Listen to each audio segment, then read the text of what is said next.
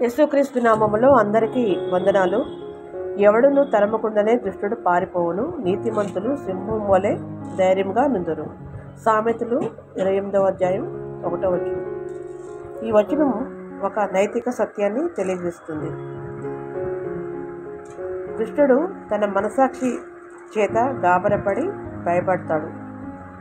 తనను ఎవరు తరమకపోయినా భయంతో పారిపోతాడు. ఎందుకంటే అతని లోపల తప్పు చేశానన్న పాపం ఉంటుంది.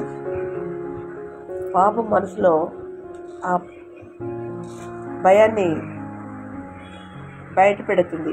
కాబట్టి అతను ఎవరు తరమకుండానే నన్ను ఎవరైనా పట్టుకుంటారేమోనని భయంతో పారిపోతాడు. కానీ నీతిమంతుడు అంటే దేవుని మార్గంలో నడిచేవాడు, సత్యం కోసం నిలబడేవాడు. అతనికి తప్పు లేదు కాబట్టి భయం ఉండదు. అతను ఏ తప్పు చేయలేదు. నీతిమంతులు ఎలా ఉంటారు? నేను ఏ తప్పు చేయలేదు, నేను ఎందుకు భయపడాలి? తప్పు చేసిన వాడు ఎప్పుడైనా భయపడతాడు, తప్పు చేయనివాడు ధైర్యంగా నిలబడతాడు. కాబట్టి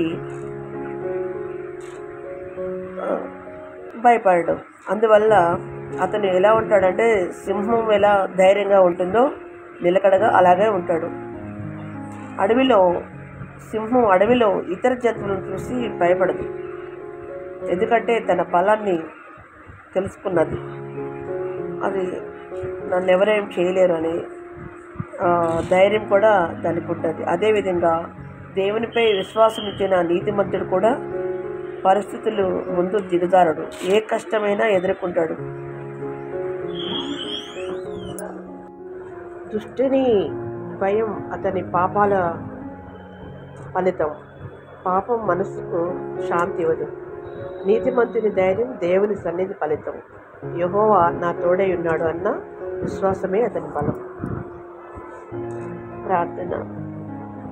ప్రభువా, నిన్ను భయపడే హృదయాన్ని నాకు అనుగ్రహించు. నా మనసు దోషమునకు లొంగిపోకుండా నీ సత్యములో నడిచే ధైర్యాన్ని ఇవ్వము. సింహం వలె ధైర్యంగా నీ నామం నాకు మహిమ కలిగినట్లు నన్ను నిలబెట్టుము. యేసు నామమున ప్రార్థించుచున్నాను. ఆమేన్.